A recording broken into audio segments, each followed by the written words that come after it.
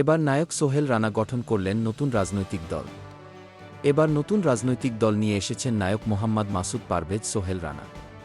তার দলের নাম রাখা হয়েছে বাংলাদেশ ইনসাফ পার্টি, যা ইংরেজিতে বাংলাদেশ জাস্টিস পার্টি হিসেবে পরিচিতি পাবে। এ নিয়ে বৃহস্পতিবার ৩ অক্টোবর সন্ধ্যায় রাজধানীর একটি অভিজাত হোটেলে নায়ক মাসুদ পারভেজ সোহেল রানার সভাপতিত্বে এক সভা অনুষ্ঠিত হয়েছে।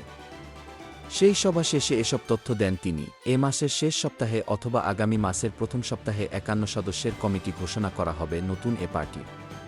এই দলের প্রতীক হিসেবে শান্তির প্রতীক কবুতর ঠিক করা হয়েছে। শিক্ষা জীবনে ছাত্র রাজনীতির সাথে যুক্ত ছিলেন সোহেল রানা। ১৯৬৫ সালে বৃহত্তর ময়মনসিংহ ছাত্রলীগের সাধারণ সম্পাদক। ১৯৬৬ সালে পূর্ব পাকিস্তান ছাত্রলীগের এজিএস। ১৯৬৮ সালে পুরো পূর্ব পাকিস্তান ছাত্রলীগের নির্বাহী কমিটির সদস্য ছিলেন তিনি। ছাত্রজীবনে ছাত্রলীগের নেতা থাকলেও ২০০৯ সালে জাতীয় পার্টির প্রেসিডিয়াম সদস্যপদ গ্রহণ করে জাতীয় পার্টিতে যোগ দেন তিনি।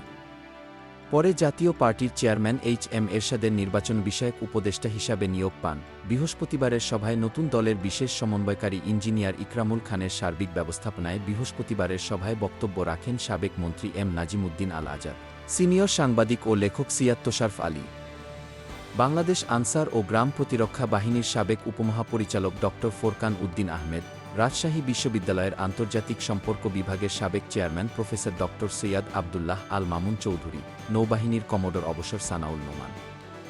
আরও উপস্থিত ছিলেন সাবেক প্রেসিডেন্ট হুসেইন মুহম্মদ এরশাদের উপদেষ্টা ও জাতীয় ছাত্রসমাজের প্রতিষ্ঠাতা সভাপতি রফিকুল হাফিজ, রাজনীতিক ও লেফটেন্যান্ট কর্নেল অবসর সাব্বির আহমেদ, তরুণ আইনজীবী ব্যারিস্টার সানাউল্লাহ নূর সাগর, রাজনীতিক ডাক্তার সালাহ উদ্দিন ভূঁইয়া, বিএলডিপির প্রেসিডিয়াম মেম্বার এম আমানুল্লাহ, মহিলা নেত্রী আনোয়ারা ইসলাম রানী, হাসিবুল ইসলাম জয়, সাবেক রাষ্ট্রপতির উপপ্রেস সচিব আব্দুর রহিম, প্রেস ও পাবলিসিটি সেক্রেটারি কাজী শামসুল ইসলাম রঞ্জন, রাজনীতিক গুলজার হোসেন, রাজনীতিক হিরুর রহমান সহ আরও অনেকে। ডেস্ক রিপোর্ট, বিই নিউজ।